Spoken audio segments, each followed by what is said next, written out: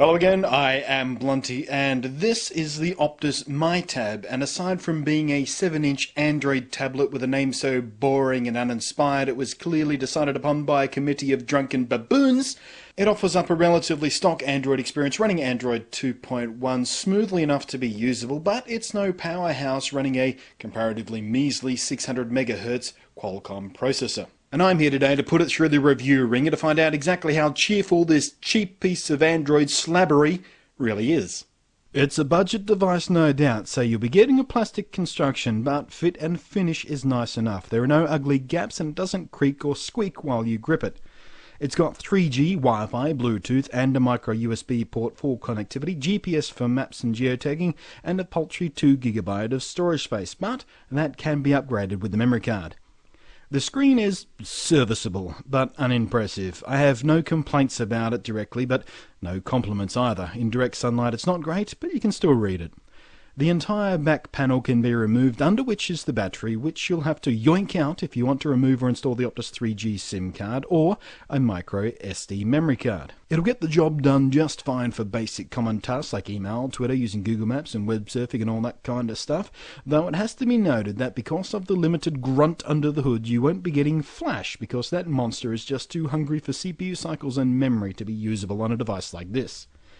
For media viewing, the YouTube app works just fine and playback is smooth even with the high quality feed enabled, and video playback of local files was also good for standard definition content, although obviously you should throw away any expectations of playing back high def video right out the window. The camera is horrible. It's almost unusable. Nothing but the bare basic bones of being able to take a snapshot and upload it. If you have no other option available to you, it'll get the job done. But the really weird thing is, what you see in the camera app and in the gallery view is way worse than how the actual files really look when you offload them onto your computer. There's something about the software display settings or the screen hardware itself that truly mangles the quality of what is displayed, and it misrepresents what the image you actually took looks like so severely it'd be stupid to consider doing any editing of images on the device itself, because what you see is not what you get. And it's infuriating, frankly. The video this camera takes is even worse. Honestly, it's like some kind of vicious hate crime against people with eyeballs and ears.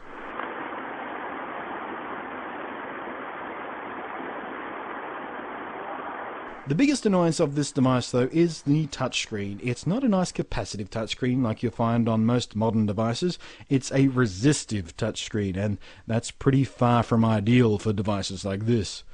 Aside from not having any multi-touch, so no pinch to zoom for a start, during my testing it often spazzed out, misreading my touches, either suddenly and wildly scrolling all the way back to the top of a long list or page, or making a tap selection where I'm actually trying to initiate a scroll.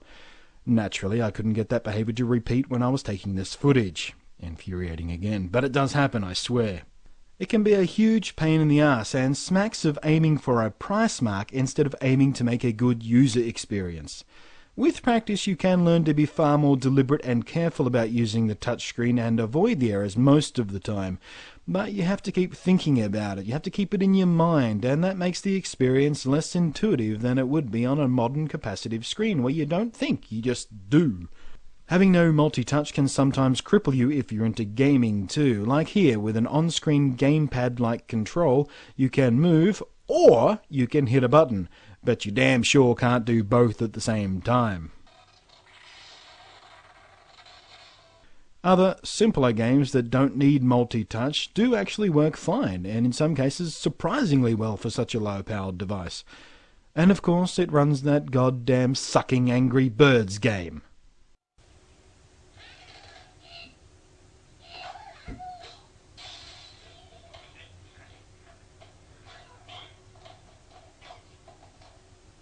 Battery life was okay, again nothing spectacular but not crappy either. It will get moderate to heavy users through a day pretty easily most of the time, but charging is very slow, taking up to 4 hours for a full charge from dead flat, so don't forget to plug it in while you're sleeping.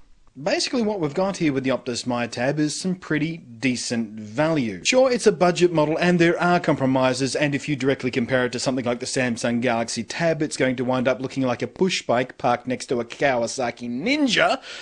But that said, push bikes still do what they're designed to do pretty damn well, don't they? I think it's one of the best Android tablets you're going to get at the budget end of the spectrum right now. It's light, it's comfortable to hold, it's well built, it runs acceptably well. Yes, if you push against its limits too hard, it's going to get a bit juddery, but it actually never became unusable.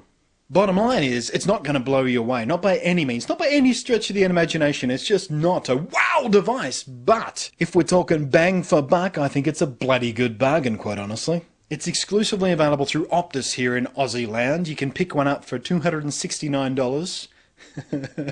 69. And you get 3 gigabytes worth of prepaid data with that. So, bargain again, really. It's not spectacular, it does have some flaws, but I think it's at least worth checking out if you're just after something basic and cheap. Thanks for watching, I'm Blunty, and I'll catch you next time.